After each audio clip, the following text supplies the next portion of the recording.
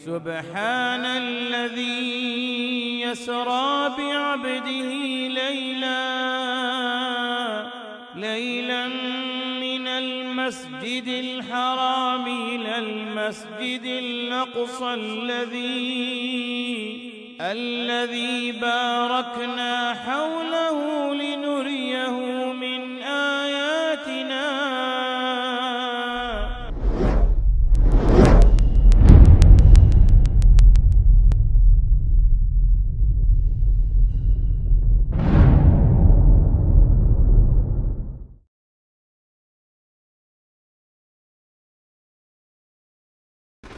बहरहाल उमर रज़ियल्लाहु अन्हु के दौर में जब बैतुल मक़दिस फ़तह हुआ तो उमर रज़ियल्लाहु अन्हु ने मस्जिद अक़सा की तामीर कराई।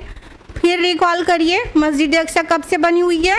आदम अलैहिस्सलाम के बेटे के हाथ से बनी हुई है, कहीं मस्जिद हराम के 40 साल के बाद। बहरहाल उमर रज़ियल्लाहु अन्हु ने मस्जिद अक़सा तामीर कराई और उस मकाम को तलाशा जहाँ से नबी सल्लल्लाहु अलैहि वसल्लम का एसेंशन टू हेवन हुआ था, यानी मेराज का सफ़र। क्योंकि हमारे नबी सल्लल्लाहु अलैहि वसल्लम ने सहाबा को अपने बहुत डिटेल में बताया था उस जगह की पहचान, जहाँ जैसे जैसे गए और जहाँ से आसमानी सफ़र शुरू हुआ बहुत डिटेल में बताया था। उमर रज़ियल्लाहु ने बहुत मेहनत करके, बहुत कोशिश करके उसको बहुत ढूंढा, फिर फाइनली वो जगह मिल गई जिस चट्टान से एसेंशन हुआ था। तो वो सखरा ढूंढने पे कामयाब हो गए उसे, और उसमें बाद में वो डोम बना दिया गया, तो उसे कुब्बतुस सखरा कहते हैं, डोम ऑफ द रॉक, जो कि 690 CE में अब्दुल मलिक बिन मरवान के हाथों बनाया गया था, जो कि एक उमय्यद कैलिफ है।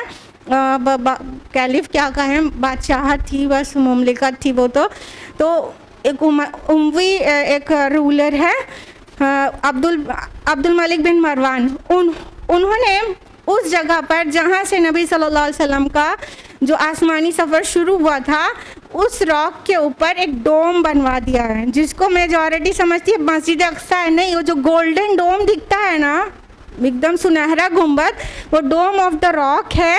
और वो 690 CE में 690 ईस्वी में बनाया गया है। मस्जिद अक़सा उसके बगल में है, मतलब मस्जिद अक़सा में अगर क़िबला रुख होके सलाह पढ़ने के लिए खड़े होंगे तो डोम ऑफ द रॉक पीछे होगा और दीवारें गिरिया या वेलिंग वॉल उनके राइट में होगी। तो ये किसने किया था? ये बाद में डोम ऑफ द रॉक बनाया गया है, और फिर अब्दुल मलिक बिन मरवान ने उसको मस्जिद अक़सा को की तौसी की और उसको और मेंटेन किया और डोम पूरा बनाया, कुब्बतुस सखरा को। बहरहाल 637 ईस्वी में जब उमर रज़ियल्लाहु अन्हु ने बैतुल मक़दिस को फ़तह किया, तब से लेके 1099 ईस्वी तक ये मुसलमानों के ही हाथों में रहा। फिर उसके बाद सलीबी जंगें शुरू हो गई और क्रूसेडर्स ने हमला किया बैतुल मक़दिस पर, और मुसलमानों का इतना खून बहाया है कि खून की नदियाँ बह गईं। मस्जिद के सहन में खून तालाब की तरह से भरा हुआ था, और उसमें मुसलमानों की लाशें नहीं बल्कि लाशों के टुकड़े तैरते फिरते थे। और ये क्रिश्चियन हिस्टोरियंस खुद लिखते हैं कि गलियों में खून की ऐसी नदियाँ बह रही थीं कि घोड़े के घुटनों तक खून था। इतनी जुल्म ज़्यादती के साथ बैतुल मक़दिस पर उन्होंने कब्ज़ा किया क्रूसेडर्स ने। अल्टीमेटली 88 साल के बाद एक कुर्द ने, बात कर रहे हैं सलाहुद्दीन अय्यूबी की, 1187 ईस्वी में इसको फिर से फ़तह किया।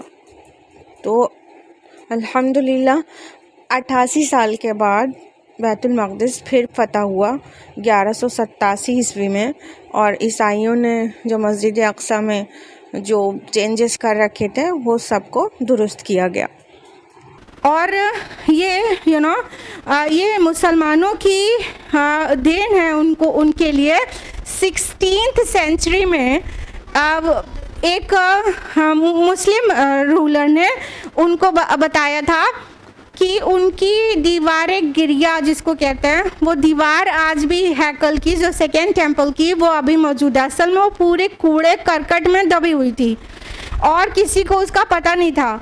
और ये हम नहीं कह रहे हैं, अगर ज्यूज़ की लिखी हुई हिस्ट्री भी पढ़ेंगे आप कहीं भी, क्रिश्चियंस की, किसी की भी, तो आपको पता चलेगा उनको 16वीं सेंचुरी तक अपनी वेस्टर्न वॉल का पता नहीं था, बल्कि सुल्तान सलीम उस्मानी ने उनको 16वीं सेंचुरी में पता चला कि एक वॉल बाकी है, यहूदियों को बताया, उसकी सफाई कराया और वो वहाँ पर आकर ज़ियारत करने लगे और रोते हैं और हिलते हैं और गिरिया बाजारी करते हैं, इसलिए उसे दीवारें गिरिया या वेलिंग वॉल कहते हैं। बहरहाल ये मुसलमानों का उनके साथ हुस्न सलूक था कि हमेशा ही उन्हें सपोर्ट किया, उनके साथ इंसाफ किया और उनके मुक़द्दस मकामात को देखना और आना अलाउ किया। ये सब हमेशा मुसलमान उनके साथ अच्छा ही करते रहे, लेकिन ये कौम मुसलमानों के लिए एहसान फरामोश है। जो अपने रब के एहसान फरामोश हो वो इंसानों की क्या हो सकती है। ये अल्लाह ताला के इंतहाई नाशुक्रे बंदे हैं, अपने नबियों के नाफरमान हैं और दीगर मखलूक के इंसानियत के दुश्मन हैं। एक्सेप्शंस हैं, वो हम बाद में बयान करेंगे कि यहूद के कौन लोग सिर्फ ऐसा नहीं करते हैं। बहरहाल ये एहसान फरामोशी उनकी रही है मुसलसल, और वो कहते हैं हमारे मीरास का मुल्क, मीरास का मुल्क।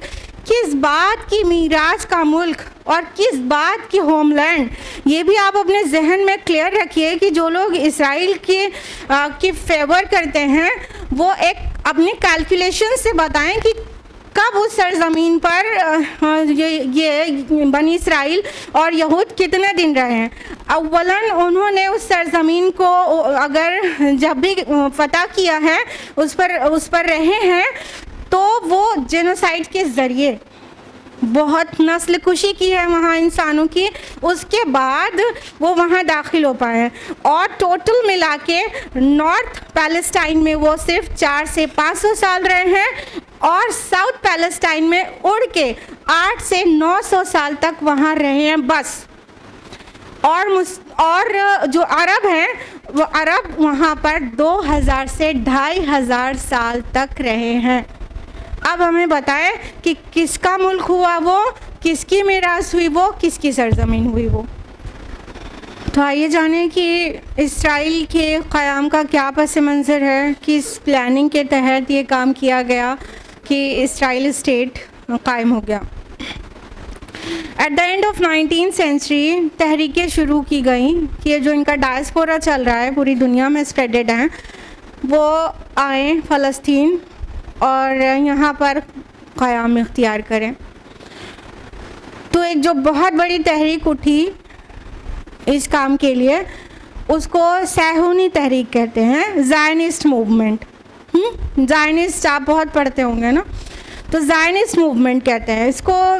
जो बिगिन किया था, जो इस तहरीक को लेकर उठा था, वो शख्स है थियोडर हर्ज़ल, जो 1897 में ये तहरीक बिगिन हुई थी, जिसके तहत इनको फ़लस्तीन पे कब्ज़ा करना था और हैकल की तामीर करना था। बहुत से हिडन एजेंडा भी हैं, वो आपका होमवर्क है, आप पढ़िएगा।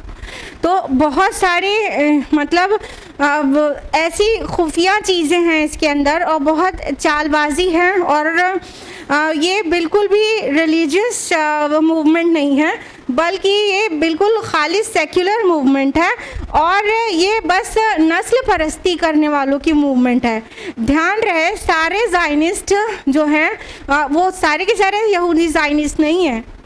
कुछ यहूदी ज़ायनिस्ट हैं जो इस तहरीक का हिस्सा हैं और कुछ यहूदी ज़ायनिस्ट नहीं हैं। ये अलग बात है कि जो इस वक्त बरसरे इक़्तिदार हैं वो ज़ायनिस्ट हैं। ये नेतन्याहू और उसके पहले के सब पीएम सब ये ज़ायनिस्ट हैं, लेकिन सारे यहूदी ज़ायनिस्ट नहीं हैं। यही वजह है कि ज़ायनिस्ट और ये जो ज्यूज़ हैं इनकी आपस में भी टसल है, और सारे ज्यूज़ इस दर्जे के मतलब जालिम नहीं हैं, और ये मुसलमानों के साथ जो कुछ हो रहा है उससे उनको हमदर्दी है। और आप देखते होंगे न्यूज़ में कि कितने ही ज्यूज़ ऐसे हैं जो ज़ायनिस्ट की मुखालफत करते हैं इसराइल स्टेट की मुखालिफत करते हैं और पैलेस्टाइन की वो करते हैं, फेवर करते हैं। देखा है ना न्यूज़ में। तो सारे यहूदी ज़ायनिस्ट नहीं हैं और सारे इस तहरीक का हिस्सा नहीं है। लिहाजा 1897 में ये तहरीक शुरू की गई थी। फिर उसके बाद हर्जल ने ये महसूस कर लिया कि उस वक्त जो उस्मानिया सल्तनत थी, ये जो ऑटमन एम्पायर या कह सकते हैं टर्किश एम्पायर भी कहते हैं, तो ये जो टर्किश एम्पायर ये मुसलमानों के हाथ में थी। उनको सही से समझ में आ गया था कि जब तक इनको नहीं मनाएंगे तब तक अपना काम होने वाला नहीं है। लिहाजा उस वक्त टर्किश एम्पायर बहुत ज़्यादा कर्ज में डूबी हुई थी। आपने पढ़ा ही होगा बिगनिंग ऑफ 20th सेंचुरी में पूरे टर्किश एम्पायर वो बहुत ज़्यादा कर्ज में थी। बहुत फाइनेंशियल क्राइसिस, बहुत बड़ा इकोनॉमिक क्राइसिस चल रहा था वहाँ पर। तो हर्जल ने सुल्तान अब्दुल हमीद ख़ान सानी जो कि सुल्तान थे वो टर्किश एम्पायर के, उनको एक ऑफ़र भेजा कि हम आपके सारे कर्ज़े अदा कर देंगे, बस आप हमको फ़लस्तीन को अपना कौमी वतन बनाने की इजाज़त दे दीजिए, ज्यूइश होमलैंड हमें बनाने दीजिए यहाँ पर, और हम आपके सारे कर्ज़े अदा कर देंगे, आपका कोई पेन आपका नहीं रहेगा, सब हम कर देंगे। सुल्तान अब्दुल हमीद सानी ये थोड़ा मतलब वो उन्होंने सौदा मंजूर नहीं किया और इस ऑफ़र पर थूक दिया। कहा हम थूकते हैं तुम्हारी दौलत के ऊपर कि हम अपनी कौम के साथ इतनी बड़ी गद्दारी करें कि अपने कर्ज अदा कराने के लिए हम फ़लस्तीन तुम्हारे हवाले कर दें। तो हम जब तक मैं ज़िंदा हूँ ये नहीं हो सकता, और जब तक सल्तनत उस्मानिया ये नहीं हो सकता। लिहाजा इन्हें समझ में आ गया था कि अब चाल कौन सी चलनी पड़ेगी। लिहाजा इन्होंने अब्दुल हमीद की तख्ता पलट की साजिशें शुरू कर दी। बहुत कुछ किया, उसमें से ये भी किया कि मुसलमान को मुसलमान से लड़वा दिया, तुर्क और मुसलमानों को आपस में टकरा दिया। ये आपस में खाना जंगी शुरू हो गई और काम हो गया आसान। ज़्यादा नहीं, सिर्फ 7 साल में 1908 में ये तख्ता पलट हो गया और माजूल कर दिए गए अब्दुल हमीद ख़ान सानी।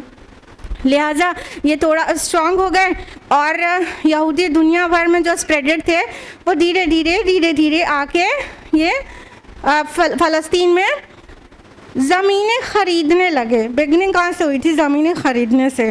ज़मीनें ख़रीदने लगे और यहाँ रहना शुरू कर दिया। तो वहाँ पर खाना जंगी तो मची हुई थी मुसलमानों की आपस में, उनकी ताकत और चूर हो गई।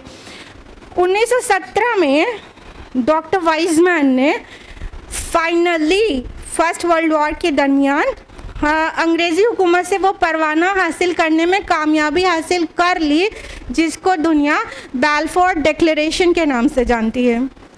बैलफोर डिक्लेरेशन ये है कि ब्रिटिश एम्पायर कह रही है कि आप फ़लस्तीन को अपना कौमी वतन बनाइए, हम आपकी मदद करेंगे, हम आपका सपोर्ट करेंगे। तो ब्रिटिशर्स के हेल्प के साथ इनको अपना होमलैंड बनाने की इजाज़त मिल गई। लिहाजा फिर क्या था, ये जो बैलफोर डिक्लेरेशन है ना, ये क्रिश्चियंस की हिस्ट्री खुद उठाकर पढ़िए आप, ये कहेंगे कि इतनी शर्मनाक साजिशों के बाद ये चीज़ हुई है, इंतहा दर्जे की शर्मनाक साजिश जो इंसानी हुकूक के नाम पर कलंक है और ये कभी मिटाया नहीं जा सकता। इतना घटिया साजिशों के करने के बाद ये पॉसिबल हो पाया था बैलफोर डिक्लेरेशन। बहरहाल इन्होंने ले तो लिया था। ब्रिटिश एम्पायर मतलब ब्रिटिशर्स उस वक्त इतना स्ट्रॉन्ग थे और उनका सपोर्ट इन्हें पूरा मिल गया कि अब ये होमलैंड बना सकते हैं, यहाँ पे आके बस सकते हैं। किस बात की Jewish homeland? They were less than 5% in population at that time, 1917 की बात कर रहे हैं। बहरहाल अब जब इतना सपोर्ट मिल ही गया था तो दुनिया भर से ज्यूज आना शुरू हो गए फ़लस्तीन और ज़मीनें ख़रीदने का सिलसिला शुरू हो गया और बड़ी आसानी से, बहुत आराम से इनको ज़मीनें मिलती गईं और कुछ को छीनते गए और औने पौने दाम पे लिया और कुछ को घर से बाहर निकाल के कब्ज़ा किया। इस तरह चल रहा था। 1922 में लीग ऑफ नेशंस का ये फैसला आ गया कि ये दोनों आपस में बिना वजह ही लड़ रहे हैं, ऐसा है, इसको ब्रिटिश मैंडेट में दिया जाता है फ़लस्तीन को। सुभान अल्लाह, ये इन लोगों का इंसाफ है, अल्लाह के यहाँ खड़े होंगे। लीग ऑफ नेशंस का ये इंसाफ था। बहरहाल ये ब्रिटिश मैंडेट में देने के बाद लीग ऑफ नेशंस ने, तो जो ब्रिटिश मैंडेट ने इनको बहुत बहुत आसानियाँ दी। वो क्या कि ऐसे ऐसे कवानीन बनाए गए कि इनका ज़मीनें ख़रीदना आसान हो गया और मुसलमानों को मार भगाना आसान हो गया। मुसलमानों पर बहुत जुल्म होने लगा, फ़लस्तीन के मुसलमानों पर। उनको घर से निकाल दिया जाता, उनको भगा दिया जाता, उनके ऊपर जुल्म होता, उनके बच्चे मारे जाते, उनकी औरतों को सताया जाता। ये सब कुछ हो रहा था ब्रिटिश मैंडेट के नाक के नीचे। फिर उसके बाद 1917 से 1947 के दरमियान सिर्फ 30 सालों में ये ज्यूइश होमलैंड तो बनाने आए थे और इस लायक हो गए कि ज्यूइश स्टेट बनाए। और 1947 में ये अंधेर हो गया कि UN जनरल असेंबली ने इनको फ़लस्तीन को यहूदियों और अरबों के दरमियान तकसीम कर दिया कि ज्यूज़ और फ़लस्तीनी मुसलमानों के दरमियान इस लैंड को डिस्ट्रीब्यूट कर देते हैं। और डिस्ट्रीब्यूशन भी इतना भोंडा, इतना नाइंसाफ़ी पर मबनी, you won't believe. 55% land Jews को दी गई, जो उस वक्त बहुत कम तादाद में थे, 33% से भी कम थे। और 45% लैंड उनको दी गई जो मुसलमान 67 से ज़्यादा % तादाद में वहाँ थे। ये इनका इंसाफ था लीग ऑफ नेशंस का। और 1948 में बेशुमार मुसलमानों का कत्ल किया इन्होंने, बहुत सारे औरतों का, बच्चों का। औरतों के साथ ऐसा ऐसा जुल्म हुआ है फ़लस्तीनी ख़वातीन के साथ कि इन ख़वातीन और लड़कियों को बरहना करके नेकेड परेड कराते और बेशर्मी बेहयाई के साथ अपने इन कारनामों को लाउड स्पीकर पर बयान कर दे, आज हमने ये किया और ये किया, जैसे बहुत बड़ा कारनामा अंजाम दिया है। इस मतलब जुल्म की इंतहा पर इन्होंने अपना ब्रिटिश स्टेट अपना ज्यूइश स्टेट बनाया है। अल्टीमेटली 14 मई 1948 को ज्यूइश एजेंसी के ज़रिए ये ऐलान कर दिया जाता है कि अब ये इस्राएली रियासत कायम हो गई। इस तरह इज़राइल स्टेट क़याम पजीर हो गया। इन्ना लिल्लाहि व इन्ना इलैहि राजिऊन। अब क्या था, 6 लाख अरबों को घर से बेघर कर दिया गया, मुसलमानों पर जुल्म सितम के पहाड़ तोड़े गए। और अरब मुल्कों ने जब इसकी मुखालफत की तो उनको मुँह की खानी पड़ी। बहुत तौहीन आमेज़ हार हुई है जब उसी साल 1948 में ही अरबों ने कोशिश किया इनसे जंग करने की, उसमें भी हारे। और 1967 की जो जंग है, जो जून 1967 की वॉर आप अक्सर ही पढ़ा करते हैं, उसमें तो बिल्कुल हद ही हो गई। यहाँ तक कि मुसलमानों के ने यूनाइट होकर, अरबों ने, मिस्र, उर्दून और शाम, ये सारी कंट्रीज़ ने मिलकर इनके साथ जंग की। लेकिन बहुत शर्मनाक शिकस्त का सामना करना पड़ा। और सिर्फ 6 दिनों में इन्होंने पूरा इलाका फतह किया। और जो लैंड, जो ज़मीनी रकबा पहले था इज़राइल के पास, वो और बढ़ गया। यानी मुसलमानों को फ़ायदा तो कुछ ना हुआ उस जंग से, नुकसान बढ़ गया और ज़्यादा ज़मीनी रकबा उनके पास चला गया। लिहाजा तब से ये सिलसिला आज तक जारी है।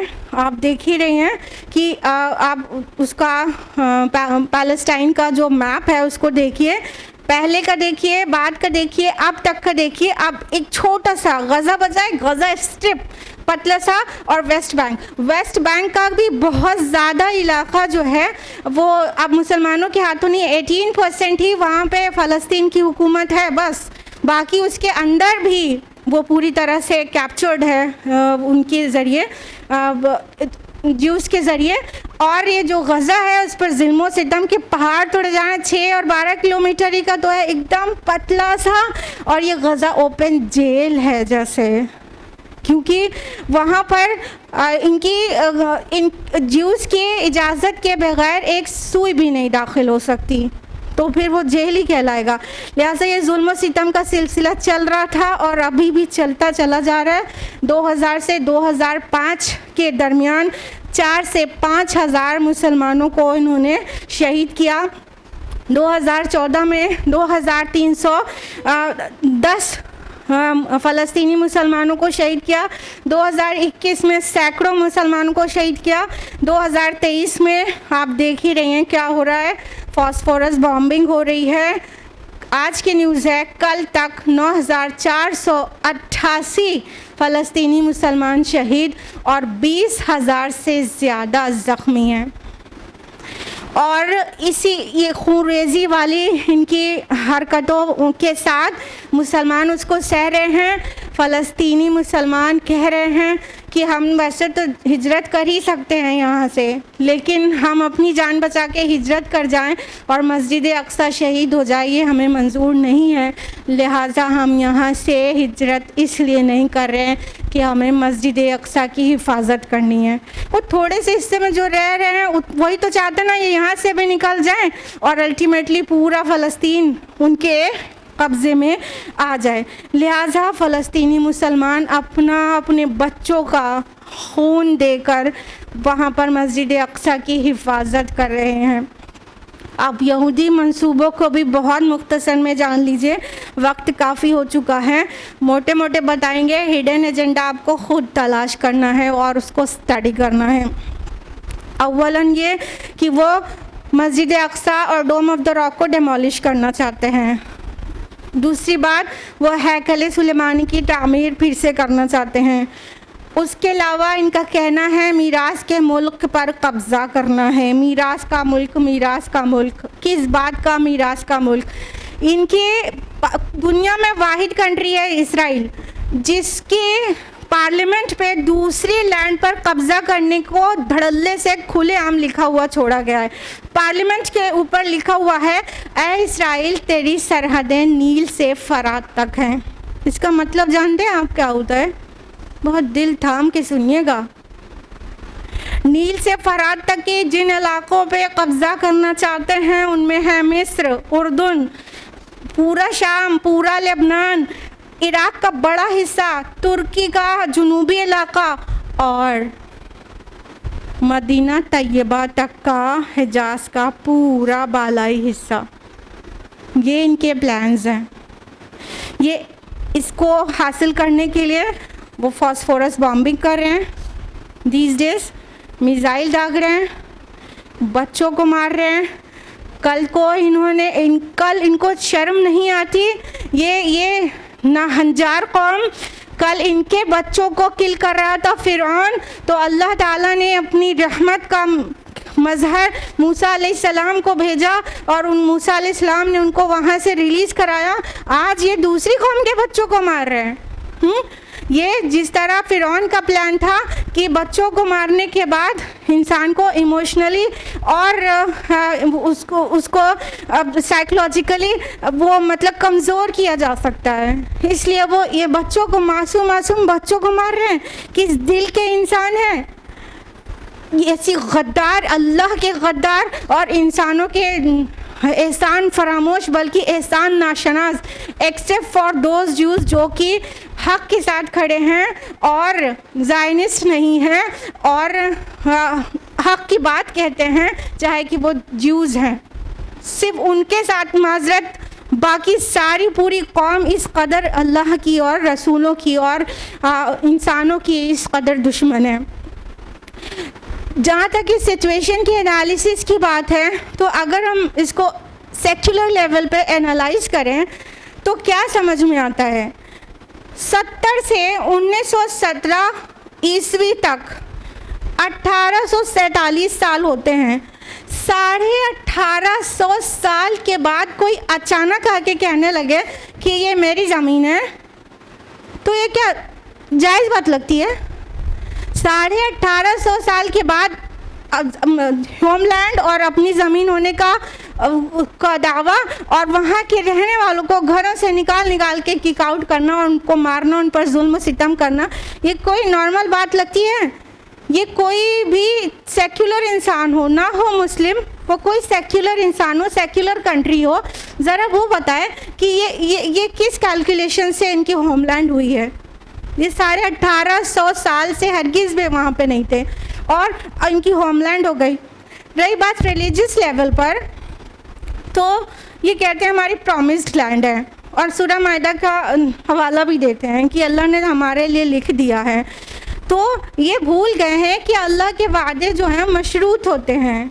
अल्लाह का वादा उनके साथ होता है जो वफ़ादार लोग होते हैं अल्लाह और रसूल के, और जब अल्लाह कोई चीज़ का वादा करते हैं तो उसके साथ कुछ जिम्मेदारियां भी देते हैं ना।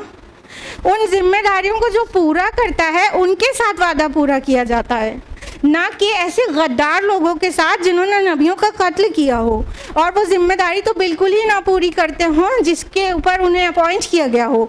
कोई भी मिल्लत जब उम्मत मुस्लिमा है, जब भी कभी, चाहे ये थे चाहे आज हम हैं, उसकी जिम्मेदारी है दूसरों तक हक़ को पहुँचाए, अल्लाह की पहचान कराए और हाँ भलाई की तरफ बुलाए, बुराई से रोके, ये जिम्मेदारी है। तौरात में भी उनको ये करने का हुक्म था, लेकिन ये किसी को दावत देते हैं? ये तो सिर्फ नस्ल परस्ती करते हैं, अपने कौम के अलावा किसी और को अपने अंदर दाखिल ही नहीं होने देते हैं, दावत का काम नहीं करते हैं, किसी नॉन जीव को जीव नहीं बनने देते हैं। तो ये तो मतलब जिम्मेदारी तो उठा नहीं रहे, तो फिर इनके लिए मीरास का मुल्क कैसे हो गया?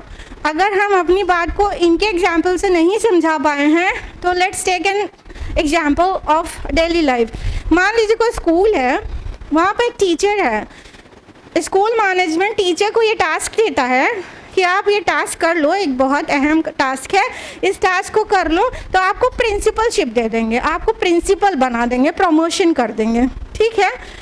और टीचर वो टास्क ना करे, ऊपर से स्कूल में बगावत करे, ज़्यादती करे, तोड़ फोड़ करे, तब हमें बताइए क्या ये जो वादा है कि टास्क करने के बाद ये आपको प्रिंसिपल बना देगा, वो टास्क करना तो दूर बगावत भी करे तो उसको प्रिंसिपल बनाया जाएगा कि रुखसत कर दिया जाएगा?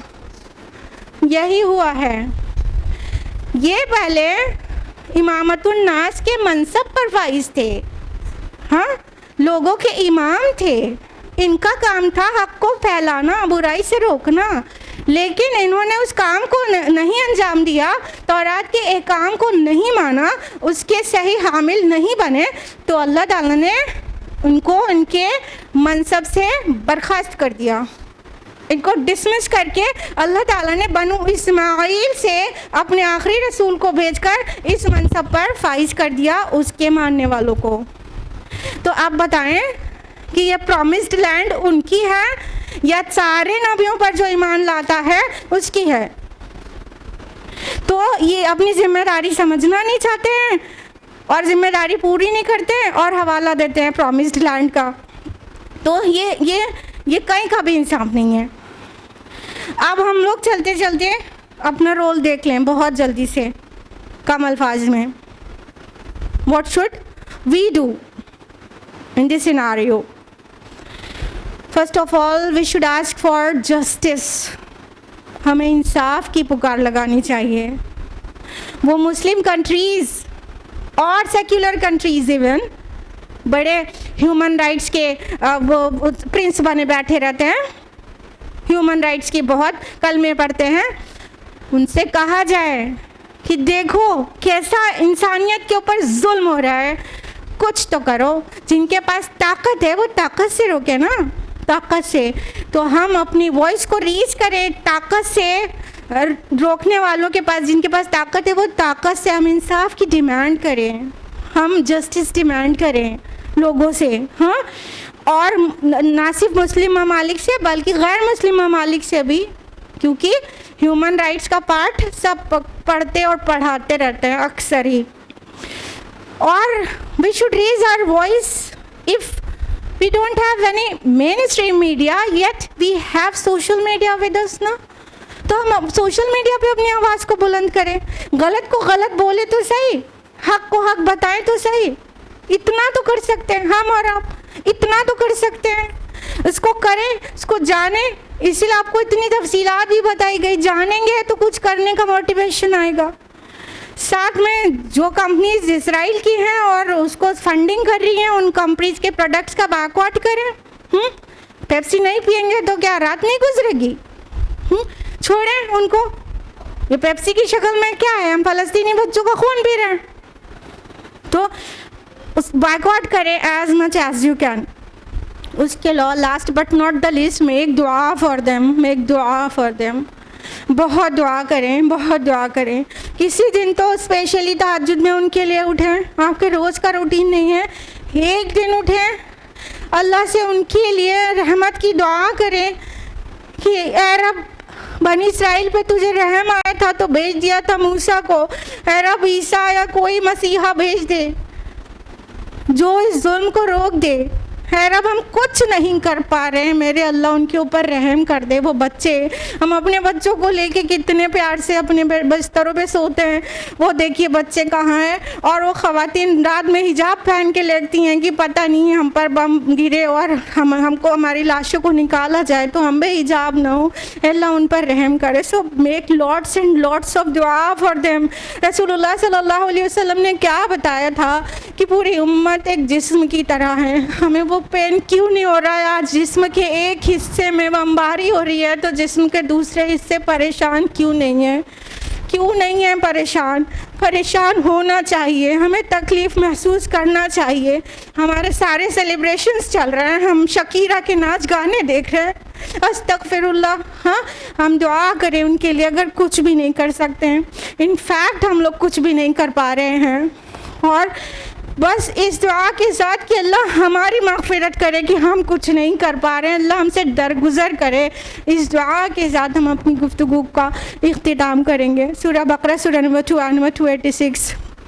रब्बना ला तुआखिज़ना इन नसीना व अख्ताना रब्बना वला तहमिल अलैना इसरन कमा हमलतहु अलल्लज़ीना मिन क़ब्लिना रब्बना वला तुहम्मिलना मा ला ताक़त लना बिही वअफ़ु अन्ना वग़फ़िर लना वरहमना अंता मौलाना फंसुरना अलल क़ौमिल काफ़िरीन फंसुरना अलल क़ौमिल काफ़िरीन फंसुरना अलल क़ौमिल काफ़िरीन। आमीन या रब्बल आलमीन। व आखिर दावाना अल्हम्दुलिल्लाहि रब्बिल आलमीन। वस्सलामु अलैकुम व रहमतुल्लाहि व बरकातुहू। जज़ाकिल्लाहु खैरा sister, indeed it was very informative. आपने एक लंबी मुद्दत को, एक अरसा दराज को मुख्तसर लफ्ज़ों में हमारे सामने रखा है। हमने जाना कि हैकल सुलेमान एक वन ऑफ द रीज़न्स है इस जेनोसाइड का। किस तरह इन यहूदियों ने मुसलमानों की रहम दिली का नतीजा कत्ल गारत से दिया है। अल्लाह ताला से दुआ है कि वो हमें हिदायत दे और इस्लामिक स्टेट्स को तौफीक दे कि वो अपनी बुज़दिली को छोड़कर नेसेसरी मेजर्स लें और हम सब अपने रब की तरफ पलट जाएं और ख़ूब दुआ करें और फ़लस्तीनी मुसलमानों के लिए खूब अपनी दुआ, फ़लस्तीनी मुसलमानों को अपनी दुआओं में याद रखें। इसी के साथ मैं अपने प्रोग्राम का इख्तिताम करती हूँ। सुब्हानक अल्लाहुम्मा व बिहम्दिका नशहदु अल्ला इलाहा इल्ला अंता नस्तगफिरुका व नतूबु इलैक। जज़ाकुमुल्लाहु खैरा। अस्सलामु अलैकुम व रहमतुल्लाहि व बरकातुहू।